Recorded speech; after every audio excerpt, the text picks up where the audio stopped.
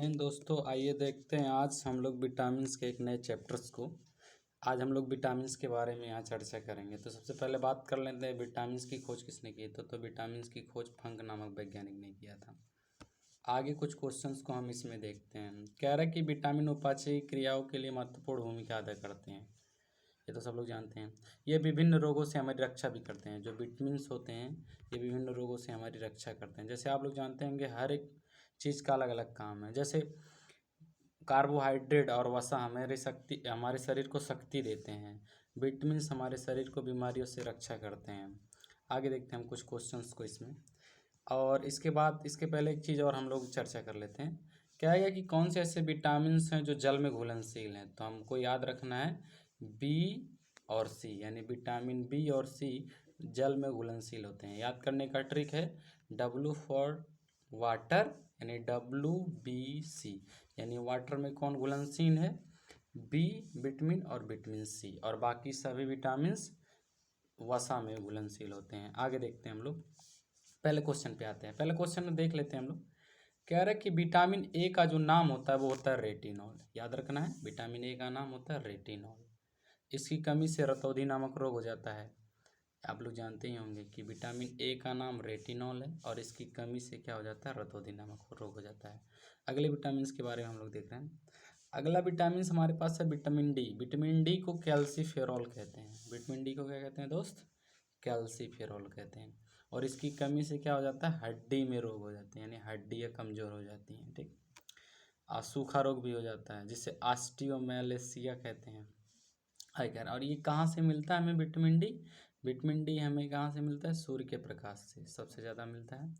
और इसके अलावा अंडा, गुर्दा, मछली के तेल, मक्खन आदि से भी विटामिन डी मिलता है।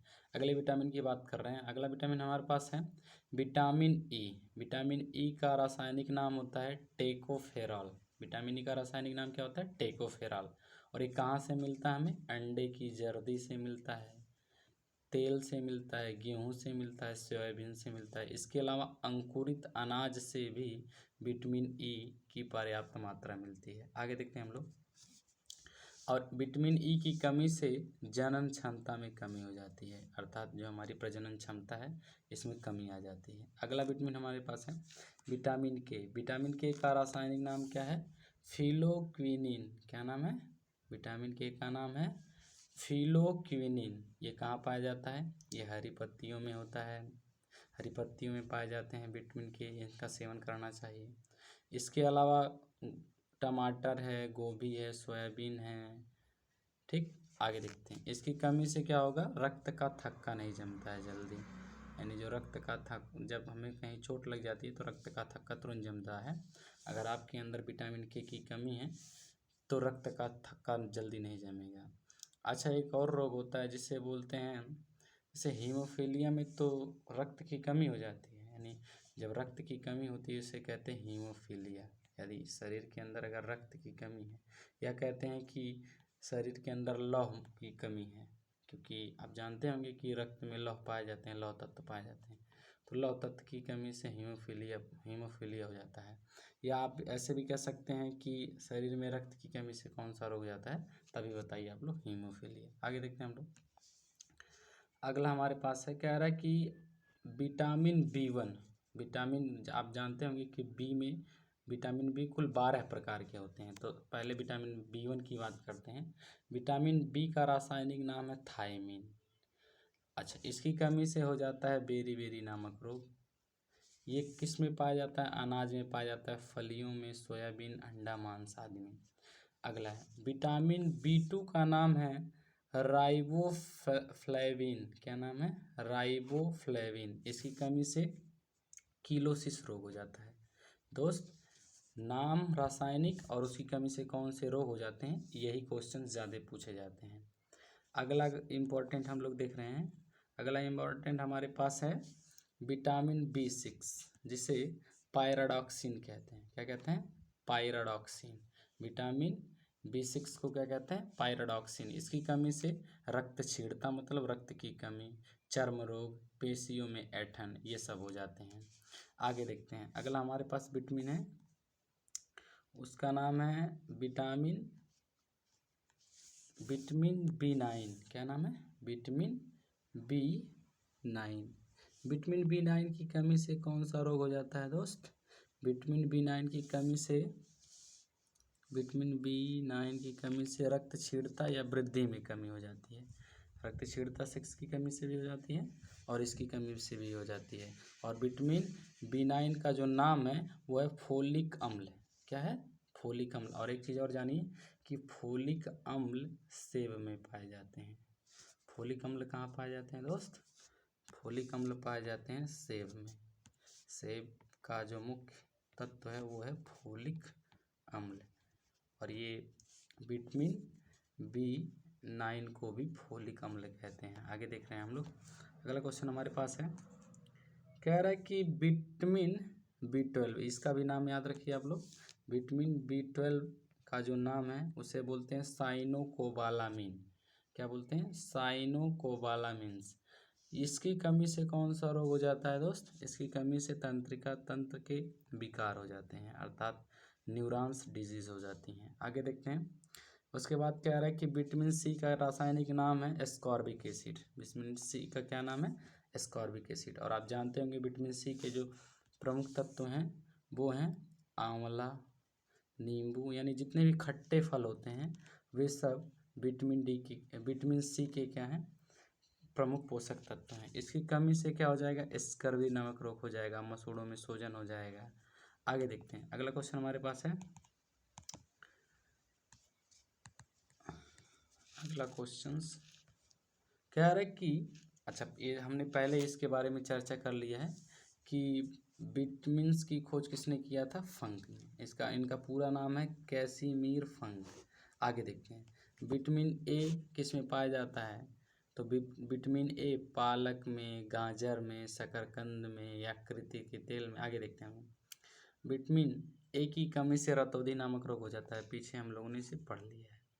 ये भी पढ़ लिया है कि विटामिन B12 का नाम साइनोकोबालामिन है। आगे खट्टे पदार्थ C पाए जाते हैं। हाँ, एक चीज़ और देख लेते हैं। विटामिन C क्या करते हैं? घावों को भरते हैं। ये भी कभी पूछते हैं क्वेश्चंस कि विटामिन C क्या करता है? तो घावों को भरता है, यानी कि जो होंठ फट जाते हैं ये विटामिन C की कमी से फट जाते हैं। लेकिन अगर विटामिन C हमारे शरीर के अंदर पर्याप्त मात्रा में तो होंठ नहीं फटेंगे, अर्थात घावों को भरने में महत्वपूर्ण भूमिका अदा करता है विटामिन C। आगे लिखा है किलोसिस। पीछे हम लोगों ने पढ़ा B2 की कमी से किलोसिस नामक रोग हो जाता है। आगे थायमीन पीछे हम लोग पढ़े हैं। B1 का नाम होता है थायमीन। अभी पीछे हमने लोगों ने पढ़ा कि विटामिन B और C जल में घुलनशील होते हैं। आगे कह रहे कि पेलाग्रा नामक रोग किसकी कमी से होता है? तो पेलाग्रा नामक रोग विटामिन B3 की कमी से हो जाता है, पेलाग्रा नामक रोग। आगे देखते हैं। विटामिन डी का नाम हम लोग पढ़ चुके हैं। विटामिन डी की कमी से रिकेट्स नामक रोग हो जाता है। रक्त का थक्का विटामिन के की कमी से नहीं जमता है। अगर विटामिन के आपके शरीर के अंदर पर्याप्त मात्रा में है तो रक्त का थक्का अपने आप जम जाएंगे। आगे देखते हैं हम लोग।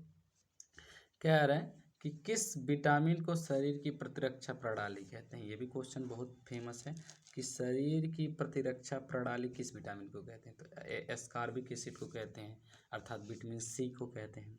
आगे कह रहा है कि संक्रमण रोधी विटामिन किसे कहते हैं? तो संक्रमण रोधी विटामिन हम विटामिन A को कहते हैं। विटामिन A को क्या कहते हैं? संक्रमण रोधी विटामिन। तो अभी 2 क्वेश्चन हमारे पास आए। अगर कहेगा शरीर की प्रतिरक्षी प्रणाली किसे कहते हैं? तो विटामिन C, जिसे एस्कॉर्बिक एसिड कहते हैं। लेकिन क्या है कि संक्रमण रोधी विटामिन किसे कहते हैं? तब आपको बताना है विटामिन A। आगे देखते हैं हम लोग।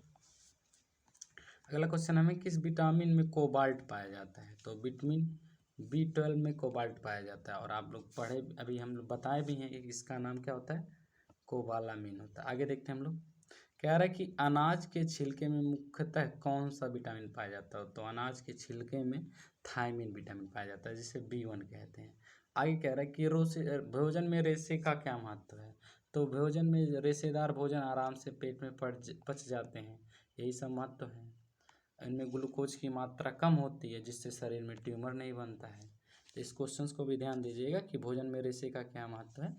तो भोजन जितना रेशेदार होगा, फाइब्रिक होगा, भोजन उतना ही आराम से सुपाच्य होगा और इसमें ग्लूकोज की मात्रा कम होती है, जिससे आंत में ट्यूमर कम बनेगा, अर्थात आंत में ट्यूमर होने की संभावना न के बराबर होगी। आगे देखते हैं हम लोग अगला क्वेश्चन। कह रहा है कि कौन सा ऐसा तत्व है जो इस चीज़ में पाया जाता है। जैसे कैल्शियम की बात करेगा, कैल्शियम या पोटेशियम, ये दोनों हड्डियों में पाए जाते हैं, या दांत की हड्डी हो या कहीं की हड्डी हो, सभी हड्डियों में कैल्शियम और फास्फोरस पाए जाते हैं। पोटेशियम कह रहे हैं, सॉरी, फास्फोरस पाए जाते हैं। कैल्शियम और फास्फोरस किस में पाए जाते हैं दोस्त? हड्डियों में पाए जाते हैं। अगला क्वेश्चन हमारे पास है, कह रहा है कि गंधक जिसे सल्फर कहते हैं, सल्फर कहाँ पाया जाता है? ये कुछ हार्मोन्स एवं विटामिन के मुख्य घटक होते हैं। सल्फर क्या होते हैं? ये हमारे शरीर के अंदर जो हार्मोन्स है या जो विटामिन है उसके मुख्य घटक होते हैं। अगला हमारे पोटेशियम, पोटेशियम क्या करता है? जल संतुलन करता है शरीर के अंदर और तंत्रिकाओं की कार्यकी करता है। इसीलिए देखिए, जब शरीर के अंदर पोटेशियम की कमी हो जाती है तो लोगों को चक्कर आने लगता है, तंत्रिका तंत्र आराम से काम बढ़िया से काम नहीं करता है, जल असंतुलित हो जाता है। आगे देखते हैं हम लोग। कह रहे हैं कि क्लोरीन, क्लोरीन क्या करता है? जठर रस का अम्ल क्षार संतुलित करता है। वैसे भी आप जानते होंगे जो जठर रस होती है उसकी सूत्र होता है HCl। इसमें देखिए क्लोरीन पाया जा रहा है, तो जठर रस का सूत्र भी होता है HCl, और क्लोरीन देखिए जठर रस में अम्ल क्षार की मात्रा को संतुलित करते हैं। आगे कह रहा है सोडियम, सोडियम भी जल की मात्रा को संतुलित करता है और तंत्रिकाओं की कार्यकी को भी तंत्रिकाओं की कार्यकी को भी कंट्रोल करता है। इसीलिए जब किसी के अंदर इस गर्मी में जब शरीर के अंदर पानी की कमी हो जाती है तो उन्हें नमक, चीनी और पानी का घोल दिया जाता है। तो आप जानते होंगे नमक का सूत्र है NaCl, जिससे शरीर के अंदर क्या होता है? तंत्रिकाएं बढ़िया से काम करती हैं। इसीलिए गर्मियों में जब ज़्यादा पसीना शरीर से बाहर निकल जाता है तो दिमाग बढ़िया से काम नहीं करता है। उसके लिए आप क्या कीजिए? नमक, पानी और चीनी का घोल पीजिए, जिसे जीवन रक्षक घोल भी कहते हैं। आगे देखते हैं, ORS बोलते हैं। अगला है कि मैग्नीशियम, मैग्नीशियम कहाँ पाए जाते हैं आप? अच्छा, मैग्नीशियम एक चीज़ बड़ा फेमस है। मैग्नीशियम जो हरे पत्तियाँ होती हैं उनके जो हरे कलर होते हैं उसमें पाए जाते हैं, ठीक है, जिसे क्लोरोफिल कहते हैं। क्लोरोफिल का जो मुख्य घटक है वह क्या है? मैग्नीशियम है। आगे देखते हैं हम लोग। और ये क्या करता है? ATP पे आश्रित होता है, एंजाइमों का सह घटक है। यह भी याद रखिए कि मैग्नीशियम क्या है? एंजाइमों का सह घटक है। आगे देखते हैं, कह रहा है कि कौन सा खनिज किस चीज़ में पाया जाता है। तो हमारे पास कई खनिज है, जैसे लोहा है।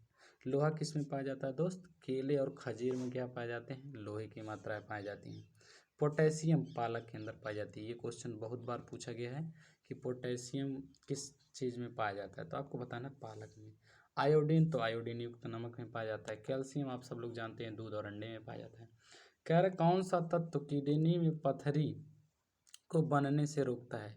तो मैग्नीशियम। ये भी इम्पोर्टेंट फेमस क्वेश्चन है कि किडनी में पथरी बनने से कौन रोकता है? मैग्नीशियम। आगे देखते हैं, कौन सा फल स्कर्वी रोग के उपचार में उपयोग किया जाता है? तो आप जानते होंगे कि स्कर्वी रोग विटामिन C की कमी से होता है, और विटामिन C का जो मुख्य घटक है वह क्या है? आंवला है। आगे देखते हैं हम लोग। कह रहे एक संतुलित आहार में विभिन्न पोषकों के तत्वों के अनुपात क्या होते हैं, अर्थात हम जो हम आहार ले रहे हैं प्रतिदिन उसमें कितनी मात्रा में क्या चीज़ लेनी चाहिए। जैसे 1/2 मात्रा में हमें प्रोटीन का सेवन करना चाहिए, 1/4 मात्रा में वसा का सेवन करना चाहिए, 3/5 मात्रा में कार्बोहाइड्रेट का सेवन करना चाहिए। इस चीज़ को एक बार हम फिर देखते हैं। 1/2 मात्रा में हमें प्रोटीन का सेवन करना चाहिए, 1/4 मात्रा में वसा का सेवन करना चाहिए, और 3/5 मात्रा में कार्बोहाइड्रेट का सेवन करना चाहिए। आगे देख रहे हैं, कह रहा है कि किस पोषक तत्व से प्रति ग्राम सर्वाधिक ऊर्जा प्राप्त होती है? तो वसा की। वसा से हमें सबसे ज़्यादा ऊर्जा प्राप्त होती है, लेकिन एक चीज़ होता है कि वसा को पचाने में सबसे ज़्यादा ऊर्जा भी खर्च होती है। तो कहेगा कि सर्वाधिक ऊर्जा प्राप्त किससे की जाती है? तो आपको बताना है वसा से। आगे देखते हैं, किसकी कमी से क्रिटेनिज्म अर्थात मंदबुद्धि या बौनापन हो जाता है? तो शरीर के अंदर आयोडीन की कमी से क्रिटेनिज्म हो जाता है, जिसे मंदबुद्धि कहते हैं। आगे देखते हैं हम लोग। कह रहा कौन सा विटामिन शरीर को रोगों से प्रतिरक्षा प्रदान करता है? तो विटामिन A क्या करता है? शरीर से रोगों को प्रतिरक्षा प्रदान करता है। इसीलिए विटामिन ए को ही क्या कहा जाता है? शरीर की प्रतिरक्षा प्रणाली भी कहा जाता है। जय हिंद दोस्तों, आज के लिए इतना ही। अगर वीडियो अच्छा लगे तो चैनल को सब्सक्राइब करें और ऐसे ही सपोर्ट करते रहें। जय हिंद।